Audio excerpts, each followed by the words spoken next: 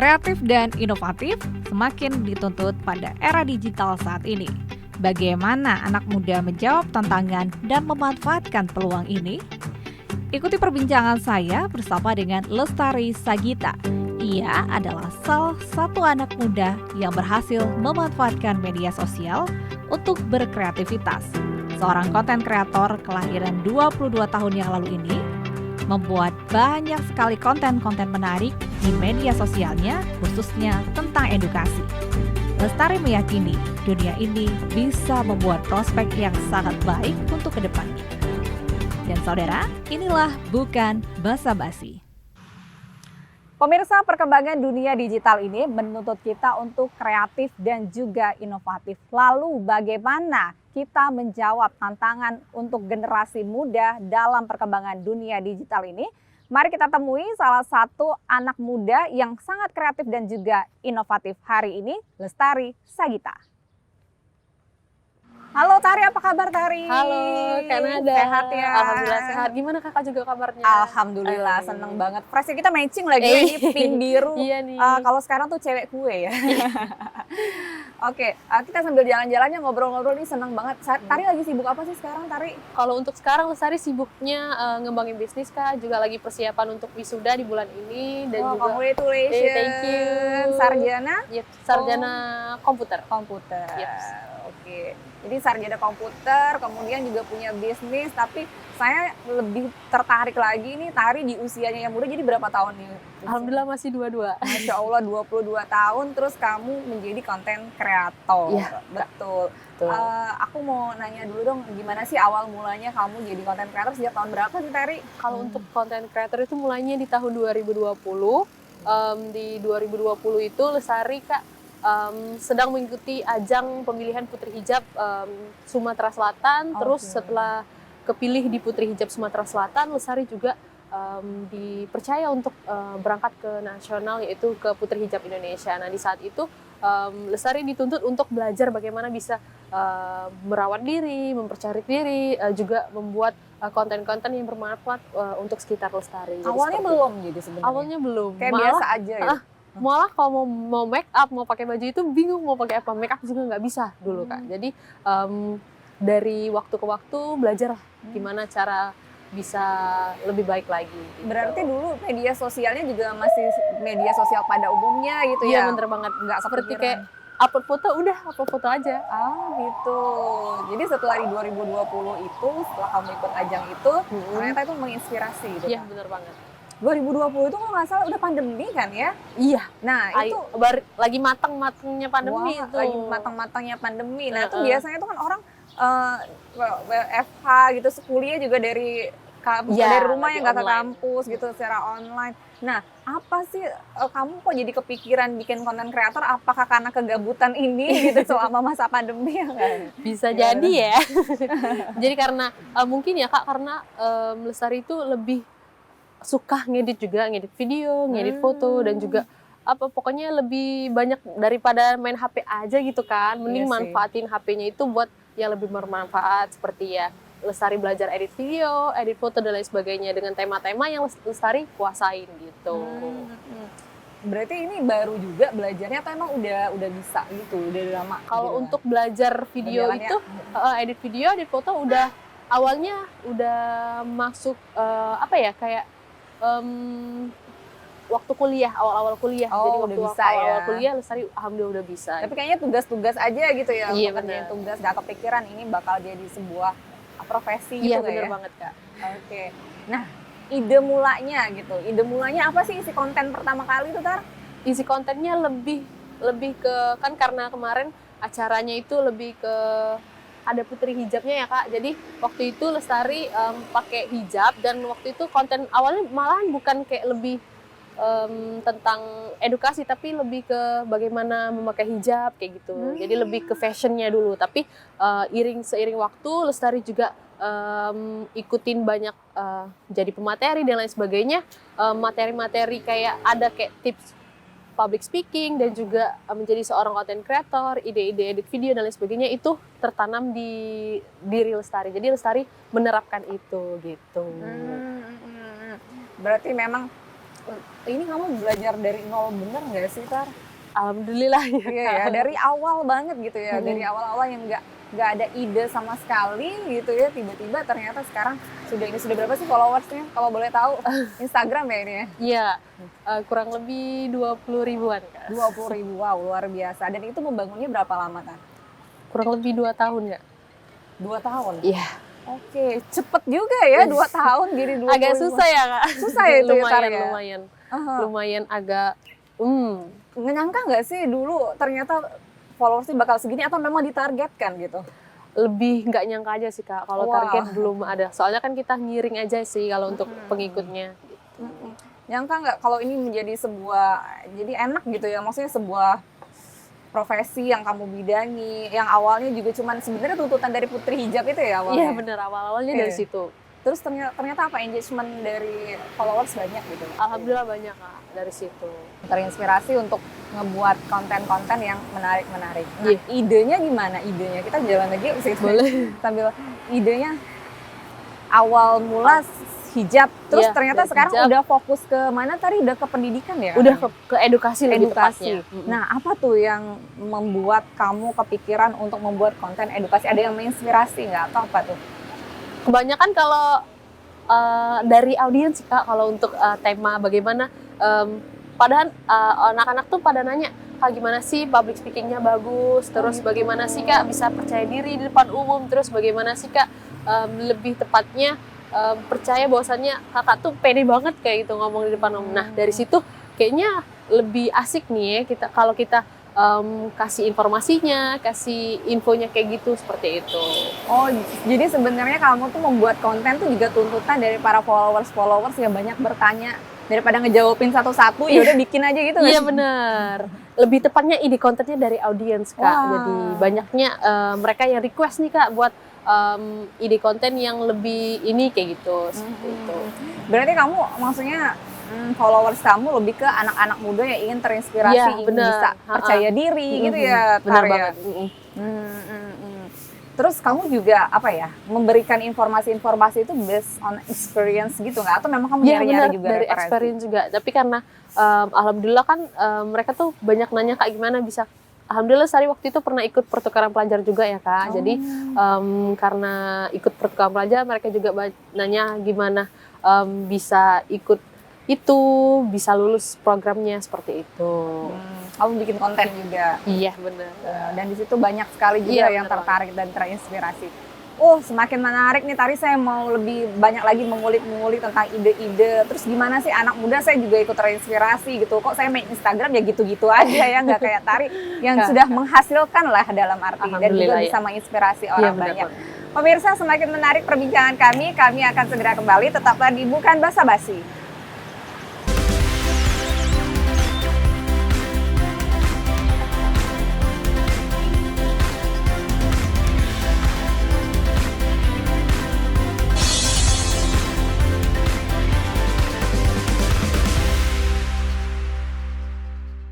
Terima kasih Anda masih bersama kami di Bukan Basa-Basi. Masih bersama dengan konten kreator kita, Lestari Sagita.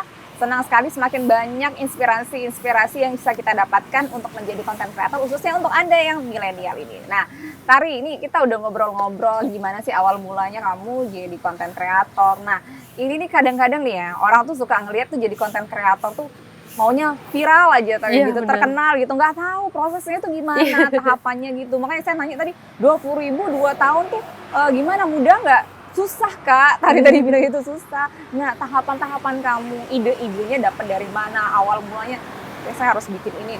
Tadi sih udah bilang ya, idenya juga selain followers pada nanya gitu ya. Tapi gimana kamu mewujudkan ide tersebut ke pertanyaan-pertanyaan dari followers hingga menjadi konten? Iya. Apanya gimana? Jadi kalau untuk awal mulai sebenarnya banyak banget ya Kak. Mereka tuh kadang banyak anak-anak muda mereka yang buat konten tapi asal buat konten aja. Lebih tepatnya mereka pengen viralnya aja, mereka pengen terkenalnya aja. Tapi tidak tahu dampak dari sebuah konten yang mereka buat itu. Apakah nanti dampaknya akan menyakitin orang lain ataukah dampaknya akan membuat mereka malu nanti ke depannya atau bagaimana. Jadi bagaimana caranya kita sebagai yang teman-teman kalau mau jadi content creator pemula juga bisa, dan itu tuh Bu bisa kalian lakukan dengan membuat sebuah, lebih tepatnya cari niche-nya Kak, cari tema personal branding kita mau dibawa kemana. Seperti Lestari itu personal brandingnya mau lebih ke edukasi, lebih mengedukasi yang ilmu-ilmu bermanfaat yang Lestari paham dan Lestari bagikan ke halayak umum seperti itu. Jadi untuk idenya sendiri Lestari pertama Lestari dapat dari ide dari request dari audiens, kedua Lestari dari pengalaman pribadi juga ada, terus ketiga dari research tren-tren sekarang, terus Lestari juga baca bukan Lestari sendiri Kak idenya, jadi Lestari itu lebih tepatnya ATM juga ada, amatin, tiru, modifikasi. Jadi dengan Lestari mengamatin role model Lestari seperti Kak Vina, Kak Keke dan lain sebagainya itu Lestari dapat inspirasi tema idenya dari mereka seperti itu. Jadi ketika sudah mendapatkan idenya langsung Lestari tulis di HP Kak, takut lupa tuh idenya. Jadi ketika udah ditulis idenya terus di mana Lestari kasih dapat apa ya? Lestari cari waktu free untuk Lestari itu untuk nulis skripnya. Bikin skrip dulu. Iya bener banget, skrip dulu nih. Bentar, dari ide itu kadang-kadang tuh suka tiba-tiba ada 1-2 ide, bisa muncul tiba-tiba juga banyak gitu, bisa? Iya bener, makanya kalau nanti aja nulisnya, jangan nanti aja. Jadi kalau kita udah dapet ide, langsung tulis. Jadi kita nggak lupa. Nah ketika kita udah ada waktu free-nya, nah di situ kita buat skrip teksnya apa gitu. Berarti proses memunculkan ide juga cukup panjang juga ya Tar ya. Dari kamu nonton, terus kadang-kadang dari peristiwa-peristiwa yang kamu lalui gitu ya, tiba-tiba muncul, baru kamu taruh di HP. Pada saat lagi free, bikinlah itu. Ada target nggak sih Tar? Setelah bikin ini, setelah bikin naskah atau gimana? Sudah, setelah Lestari bikin skrip, setelah itu Lestari persiapan syutingnya. Jadi persiapan lightingnya, persiapan HP. Sendiri atau udah ada tim? Masih sendiri Kak. Wow, luar biasa. Lighting. Jadi lighting bagian depan, bagian belakang, terus posisi yang nyaman, posisi yang nyaman buat Lestari take videonya. Setelah itu cas HP-nya dulu pastinya harus full charge. Setelah itu baru deh take video gitu. Latihannya paling baca skripnya aja, baru kita take videonya. Itu bisa berapa kali sih ngetik atau bisa sekali? Nah itu berkali-kali ya. Berkali-kali juga untuk ya? awal-awal alhamdulillah berkali-kali Kak. Tapi seiring waktu karena alhamdulillah udah sering, jadi ngalir aja gitu. Gitu. Iya, awal-awal kayak ngulang-ngulang. Iya. Suka ngerasain nggak? Kayak kurang sempurna deh. Kayak iya ngulang bener, deh. banyak banget kayak Gak gitu. ada yang perfect gitu ya. Akhirnya tapi sudah terbiasa gitu ya. Iya bener banget Kak. Oke, nah setelah itu baru diedit. Iya setelah diedit, baru waktunya upload deh. Jadi uploadnya juga ada jadwalnya. Oh iya, gimana tuh, makanya ada jadwalnya tuh gimana, ada target-target gitu. Misalnya kalau audiens Lestari itu ramenya di siang jam 1-an sama jam 5 sorean sama jam 9 malam. Jadi kamu risetnya gimana tuh jam 1? Itu risetnya dari ada kan akun Instagram Lestari kayak ada insight-nya, jadi bisa dilihat nih mereka ramenya di jam berapa. Jadi di jam-jam gitu bisa apa ya? lebih dapat audiensnya, lebih banyak nge-attract audiensnya. Jadi di jam-jam itu kamu langsung ngupload di situ. Jadi memang engagement-nya juga lebih tinggi di jam-jam segitu gitu. Nah, untuk sebuah satu konten gitu ya. Kamu biasanya tuh butuh waktu berapa lama? Itu mulai dari awal ide, nulis skrip, kemudian take-nya sampai dengan akhirnya upload. Waktunya, jamnya atau harinya? Harinya ya kayaknya ya, berapa hari ya kira-kira. Kalau ide kan datang begitu saja ya Kak, jadi langsung ditulis. Biasanya punya list gitu ya, ide ya? Langsung ditulis list idenya. Mewujudkan sebuah konten deh kalau gitu ya? Iya benar, mewujudkan sebuah kontennya kurang lebih 2 hari lah Kak, sama editnya gitu. Kamu harus tiap hari gitu nggak? Ini kita ngomongin Instagram tuh ya, kamu ternyata soalnya banyak nih ya platformnya ya. Tiap hari harus upload video kah atau gitu gimana? Diusahain harus upload setiap hari. Kenapa tuh? Minimal di story Kak, karena Instagram algoritmanya kalau kita nggak upload sehari juga bakal turun audiensnya kayak gitu. Jadi bukan juga setiap hari banyak titik-titik yang di Bosen Instagram. juga ya. Bosen juga orang lihat. Tapi kan bagaimana kita usahakan setiap hari untuk uploadnya, terus dapat ilmunya apa, dan audiens juga merasa senang seperti itu. Oke, itu Instagram. Nah, setelah dari Instagram kamu kemana sih, Tar? Alhamdulillah Lestari beranjak Kak ke YouTube, ada juga TikTok gitu. Saya juga lihat sih YouTube kamu juga videonya udah banyak sekali. Nah, itu konten Instagram sama YouTube tuh harus beda. Beda Kak. Harus beda. Kalau untuk YouTube itu lebih ke durasi yang lebih panjang aja. Jadi kalau kita banyak tipsnya, banyak ceritanya ke YouTube. Tapi kalau untuk ke simple-simple, Lestari ke Instagramnya. Sama Instagram itu lebih sama kayak ke TikTok. Tapi bedanya kalau TikTok itu lebih audiensnya yang lebih banyak kita pakai lebih ke musik Kak kalau TikTok itu. Iya, Jadi betul. mereka lebih tertariknya itu lebih banyak musiknya gitu. Jadi kamu sama-sama membangun ketiga platform ini Iya. yang isinya adalah mencoba untuk edukasi Iya benar banget. para masyarakat, khususnya Iya. para anak-anak muda saat ini. Iya benar. Sangat menginspirasi nih. Kita akan ngobrol-ngobrol lagi nih, Tari, Boleh. semakin menarik lagi nih pemirsa. Kami akan segera kembali, tetaplah bersama kami di Bukan Basa-Basi.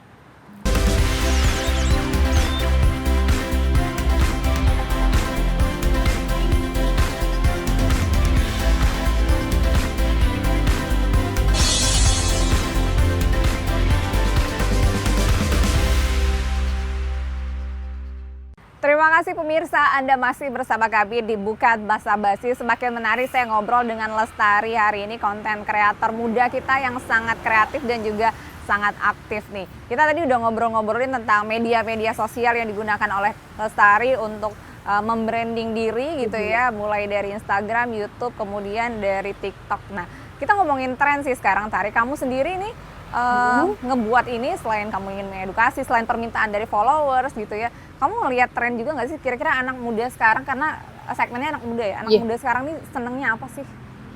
Pastinya Kak, kalau untuk tren itu pasti kita research, karena kalau kita tidak mengikuti tren, kita yang tenggelam. Jadi kita nggak, mereka nggak tertarik dengan konten kita. Jadi bagaimana caranya kita bisa mengikuti tren tapi tidak jauh dari konten kita, seperti itu. Contohnya kalau Lestari itu kalau buat konten biasanya trennya Lestari ikutin seperti tren musik, pasti Lestari ikutin tren musiknya. Tapi musik itu sebagai backsoundnya aja. Nah setelah itu baru kita masuk dalam tema konten kita itu, seperti itu. Tetap memasuki unsur-unsur yang menjadi bener, tren itu ya. Tapi memang musik itu tuh menjadi sebuah apa ya, sebuah konten yang menarik gitu ya untuk bisa dilirik istilahnya gitu ya, kita sambil jalan lagi. Lebih ke algoritmanya sih Kak. Dari akun media sosial tuh kalau kayak Instagram kayak sama juga TikTok itu mereka tuh kalau kita pakai musik tren lebih mengundang orang untuk menonton video kita. Kalau TikTok lebih ke FYP gitu ya kalau musiknya itu ya. Oke.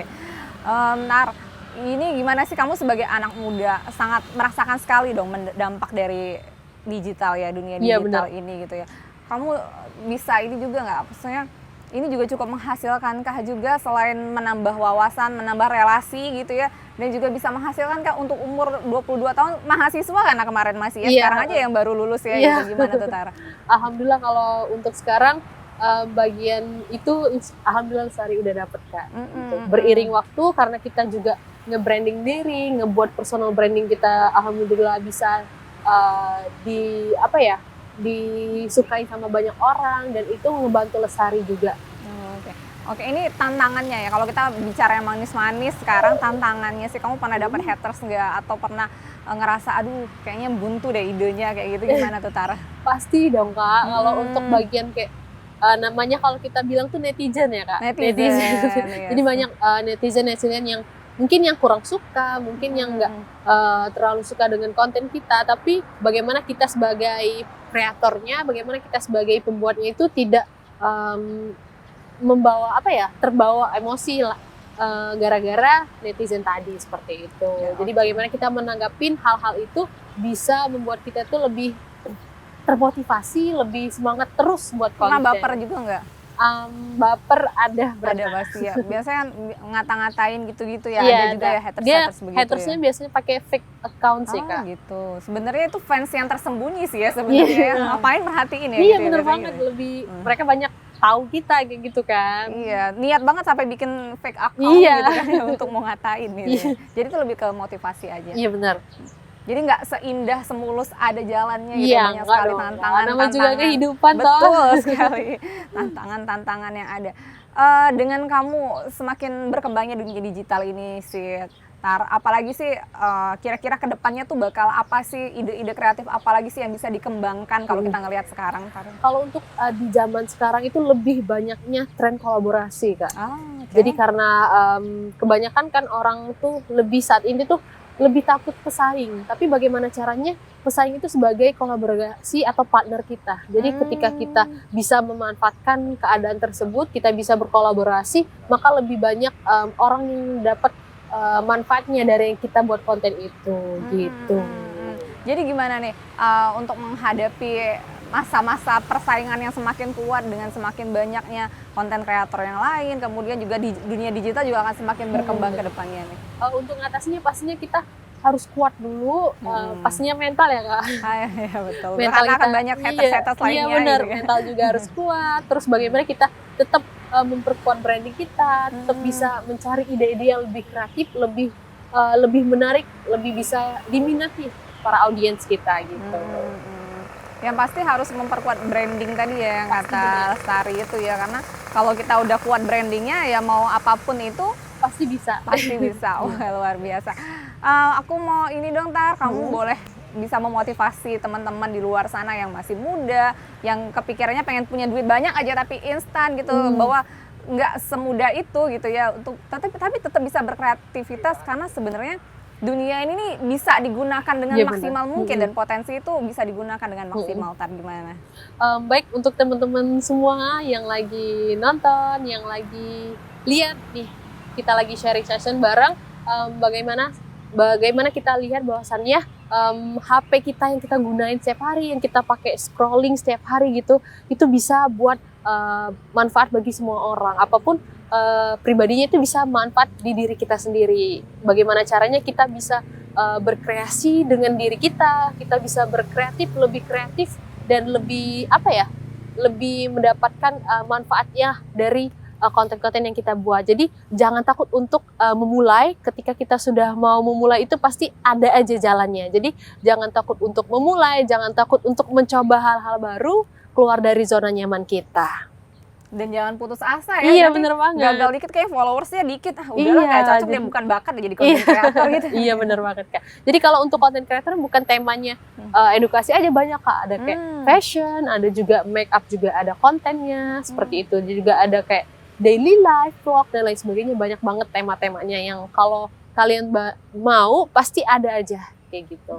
Dan ini peluangnya akan semakin besar ke depannya. Iya bener banget. Karena dunia digitalnya akan semakin berkembang. Bener banget Kak.